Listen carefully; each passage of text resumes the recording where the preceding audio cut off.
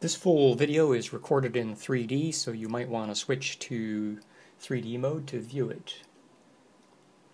Welcome to Bob's School for Shader Hackers. This is lesson 1, where we're going to talk about the HelixMod debugger again and how to actually use the HelixMod debugger. By the way, any suggestions on these videos is welcome. Please let me know if this works for you or if it doesn't work for you, or ways to improve it. I know the video is a little bit fuzzy. That's part of how shadow play works, but we'll try to improve that as we go. So we're looking at lesson 1 today using the HelixMod. The primary goal here is to actually learn how to hunt shaders. We're going to use the keyboard keystrokes to find and save a shader, and we're going to save off an ASM shader as part of our quiz at the very end. This should be fairly easy, should take about 15 minutes. If you're following along in the video, it takes about 20 minutes. Our objective is we're going to run the HelixMod debugger, learn the commands to hunt the shaders. The commands are keyboard commands in this case, using the number pad. We'll create and learn about the dx9 settings.ini file, which is a key file used to configure and run the debugger, and we'll finally find a shader and save it and look at the ASM.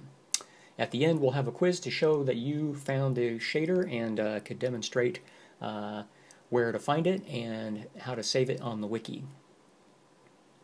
So let's go ahead and get started with the first section. Now that we have HelixMod installed and we can see the red text at the top, we know it's running. HelixMod operates using the number pad keys. The basic keys are number pad 1, 2, and 3 for pixel shaders, number pad 4, 5, and 6 for vertex shaders, and we'll demonstrate those in a little bit here. Those are the key instructions that you need in order to actually hunt shaders and save them off. In general, vertex shaders specify the position, and pixel shaders determine the ending color at the final image that you get on screen. It's more complicated than that, of course, but that's all we need in order to understand this. The basic strategy that we're going to use is we're going to navigate the list of shaders in the game and look for ones that cause problems. We'll hunt the shaders looking for the keys, and we'll see them blink on and blink off. And that's how we know that we found the right one, and we'll save it using a different key. So now we're off to shader hunting keys. We're going to run the game, the famous game, in 3D mode with the HelixMod installed. We can see the red text at the top. We can see that the vertex shaders are available and the pixel shaders are available. You can see how far apart the convergence sets that bad light on the ball. This top left corner is the red text with the vertex shader count, and then the CRC is just a hex number that's used to specify the name of a given vertex shader and a pixel shader. The CRCs don't matter in and of themselves, other than they're just a name and a way to find that shader later on in different parts of the tool. The count is interesting, though. We'll look at the count in just a minute. That allows you to cycle through the shaders and see which shader number that you're actually on in a giant list. In the middle of the red text there, we can see that we're looking at the convergence and separation settings. Convergence and separation are the same ones that you get in normal 3D vision, and we can actually change those. You can see them moving the separation there as I change the depth amount using Alt F4. Also Alt F6, Control F6 will make the convergence go up. The rest of the settings there, I'm not sure what those actually mean. We'll have to discover those at a later time. So far, I've never actually seen those being used. Now we're going to cycle backwards through the shaders. We're going to cycle backwards using the number pad 1 and the number pad 4. The number pad 1 is for the pixel shader, the number pad 4 is for the vertex shader. The reason to do this is that this gives us a count of all of the shaders that are actually in the game. So in the top left you can see the number of shaders that are actually there. That number used to be 0. Now for the vertex shader it's about 1500. For the pixel shader it's about 3600. So that gives us the total number of shaders that the HelixMod debugger has seen for this game so far. About 5,000 shaders. As you can expect, stepping through all 5,000 shaders is going to be quite a long time. Now this is all the shaders in the game, not necessarily the ones that are actually being displayed right now. So there of course will be ones that are much deeper into the game that we don't see at the present. So that's a good way. I usually go backwards like that just to see where I stand and how long it might actually take. Sometimes it also helps to go backwards instead of forwards in doing the shader hunting, because you see stuff change more quickly at the top end of the chain for some reason. So right now I'm just going to go ahead and step backwards using the numpad 1 and the number pad 4 both at the same time, and you can see stuff blinking out in the game as we step through different shaders. Different pieces of the graphic image are being turned off, then back on as we step through them. The reason to use both keys at the same time is that you can activate both the vertex shader and the pixel shader simultaneously if you're looking for a specific effect, like say the bloom on the ball there. Doing them both will find whichever one is easiest to find. And the HelixMod debugger will also do an auto repeat, so you can just hold the key down, you don't have to keep clicking it, and it'll cycle through looking for different shaders, as we are demonstrating now. So you can see that while it steps through the shaders relatively quickly, this is not going to be a super fast process as we go through 5,000 shaders. We'll keep looking for just a moment and see how things change on the screen. You can see how some of the shaders actually like blank out the entire screen. Those are going to be full screen effects.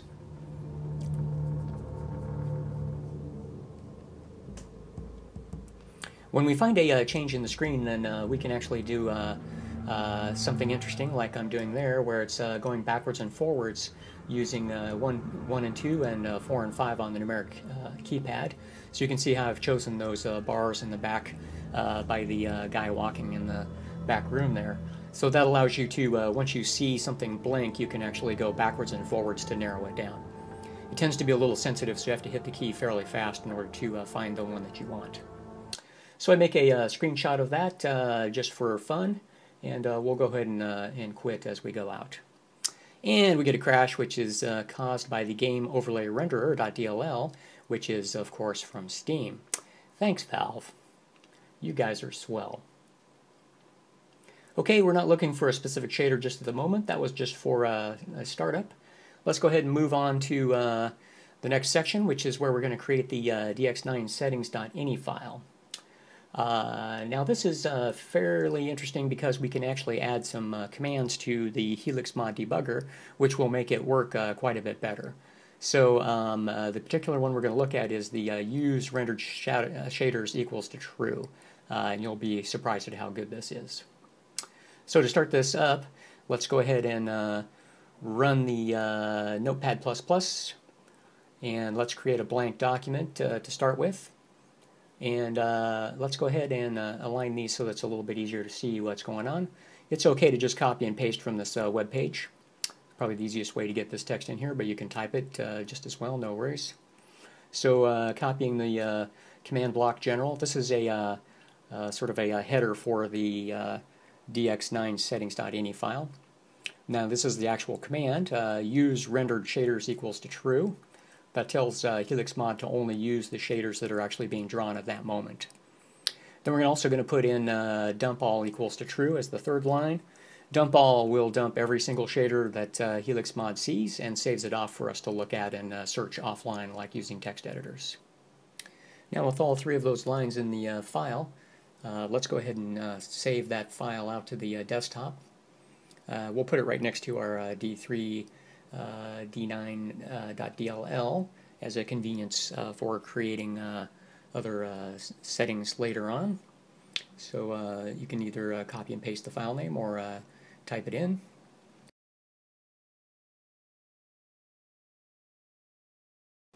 So we have him saved on the desktop. That should be good. Let's go ahead and close Notepad. Now the file is hidden over there, so I'm going to show the desktop. So there's our dx9 settings.ini file. We'll put it next to d3d9dll as a matched set. Generally we're going to use both of those at the same time whenever we look at a game. It's very rare to not use a dx9 settings.ini file. Okay, so now that we have that saved out, let's go ahead and navigate back to the ball, and we're going to drop that DX9 settings ini into the balls folder as a way to make the HelixMod debugger work more smoothly. So let's navigate back to the ball, doing the like usual tedious Steam apps common dance. And since we're here in the binaries in the Win32 folder, let's go ahead and make a shortcut for this particular window so that we can actually get back to this spot easier. The reason to do that is because we're going to come back to this folder fairly often to look for shaders and look for dumps. So let's go ahead and drag that out and put it right next to the ball as a reminder and a convenience. We can see that the ball is there. We can see the log.txt. Everything seems to be in order as far as that goes. Okay. So while we're in this particular folder, let's grab that DX9 settings and move it into that folder. I'm going to go ahead and copy and paste it here instead. That way we leave a copy on the desktop so that we have it for future use. So now we have DX9 settings in our folder right next to D3DL9 and right next to the ball.exe. Since we're here, let's take a look at the log.txt file. This is a fairly important file for using the Helix debugger. When things go wrong, you have to come to the log to find out what actually broke or what was actually happening. So you can see that it's actually reporting errors there. Can't open a psscript.lua. That doesn't matter in our case because we're not going to use the Lua feature right now. We'll do that in an advanced lesson quite a bit later. So you can see that it's creating pixel shaders, and you can see the CRCs that were actually matching what we saw in the game. Those numbers there exactly match what you see in the red debugger text at the top of the screen. So creates lots of pixel shaders, create lots of vertex shaders, lots of magic and confusing stuff in there, but you'll find that that log is particularly helpful. Optional test here, we can take a look at the original discussion that Helix wrote talking about his tool and where the whole thing started. It's the first entry in the giant Helix thread, and you can see where it's talking about the number pad keys and what they actually like do. So those are the defaults that are specified. F11 shows or hides that red text at the top if you want to do that for some reason. And we can see that there's also settings in the general section there that you can change the settings from the defaults if you want to. Okay, now that we've saved the dx9 settings.ini file, we're ready to run the ball with that actually set up to improve our shader hunting. Let's run the ball and take a look to see if this actually improves our experience.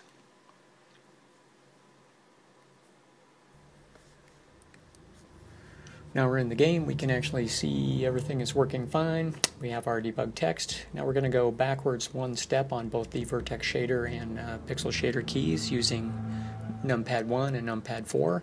And look at that, there's only 35 vertex shaders and there's only 84 pixel shaders. So substantially improved our results in terms of being able to find shaders quickly. Down from 6,000 shaders to 684. That's quite a difference. Now we're going to step down through all of the pixel shaders just to see what the effect is. So this is just for interest's sake. You can see all of the pixel shaders that are active in this scene as they blink in and blink out. This is just using the auto-repeat mechanism of numpad number 1, so we can actually step through all of those shaders and see. Now we'll do the same thing with the vertex shaders, and you can see sometimes it makes the entire screen blank out, but in general you can find the shader pretty quickly here, and that's this entire scene. So that's all we have for this particular spot. Let's go ahead and exit. And we have a feel for it now, and let's move on to the next section. Okay, now that we have everything set up correctly, let's go find a shader that actually is interesting, and we'll save off the ASM text for it. This is just for practice, nothing really significant about the shader that we're going to actually get. So we run the game The Ball, We are ready to see it all in 3D. And once we're actually in the game, we can actually step through the shaders like we did before. And we'll find something interesting in the game to see what we can actually clip out. So just stepping through pixel shaders with the numpad 2 key, going up this time instead. You can see stuff blinking in and out as different shaders are turned on and off, including the ball itself, which is, I think that qualifies as an interesting shader.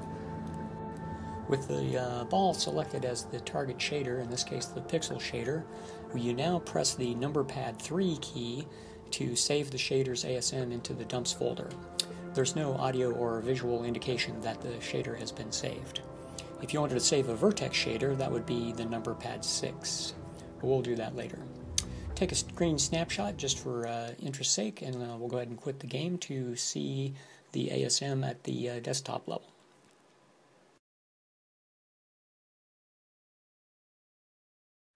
So now we actually have that shader saved off. Let's go back to the saved folder for the binaries. Now there's our dumps folder that HelixMod has created for us, and now we're looking at single shaders. Actually, yeah, we'll take a look here. So now that we've seen it, we actually have all of the shaders dumped. And here's an example of one of the shaders that's actually live in the game.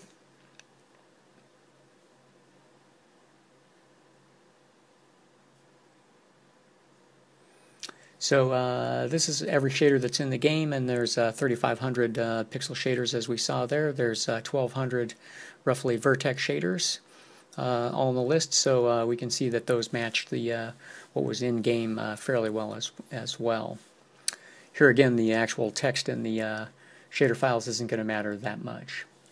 So we've looked at the full dumps. Let's go now and look at the single shaders. Go back to the dumps folder, go into single shaders.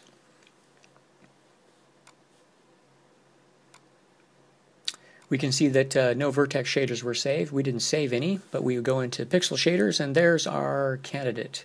So that is the pixel shader for the ball itself that puts the textures on the ball. So opening it up and looking at it, here's the shader text for the ball. It's a Pixel Shader 3.0 version.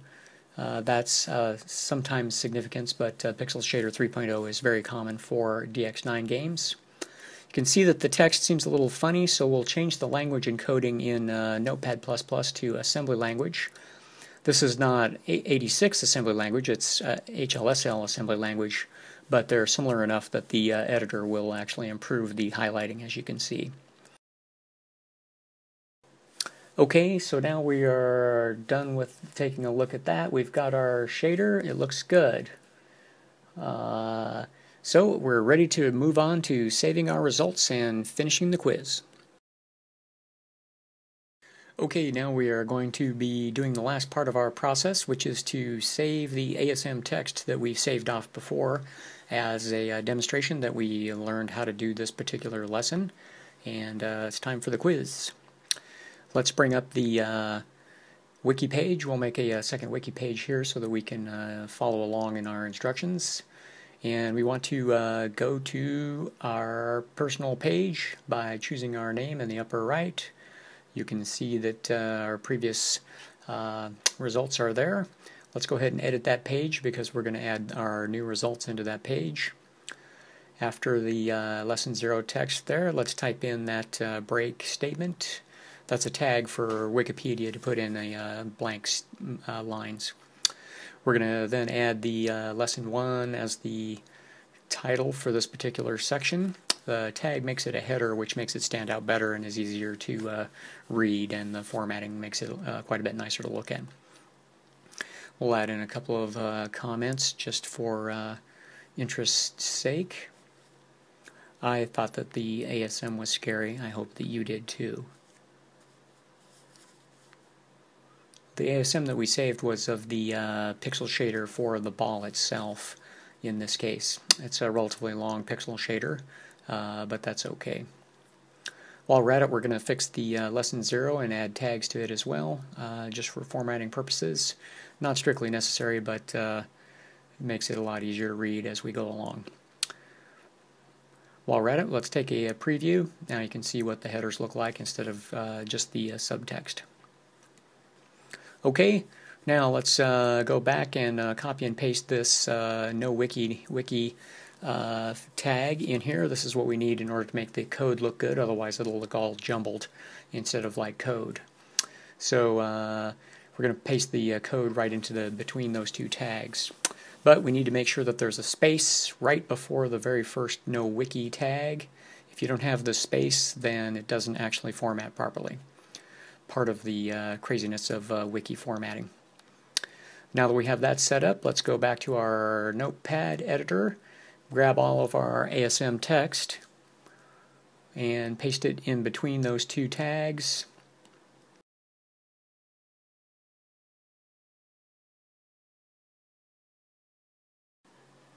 Now that we've finished pasting in the text, we can see all of the assembly language there. We choose Show Preview so we can see what it all looks like. Quite a lot of text in there. We'll go into detail on what it all means later. We'll never understand exactly what's going on there, but we can understand enough to make fixes. As long as you're satisfied with the pasting it in and the way it looks, let's hit Save Page as being done. And I'm satisfied. I hope that you're satisfied with your results there as well. A pixel shader for the ball. Who would have thought that it was possible? Now you see how to use the HelixMod debugger to find shaders and inspect their ASM. So congratulations. If you have any questions about this lesson, please go to the Discussions tab and add a new topic so that other people can find out the same questions and the same answers. If you have general questions about HelixMod or shaders, please go to the main HelixMod thread and ask the questions there.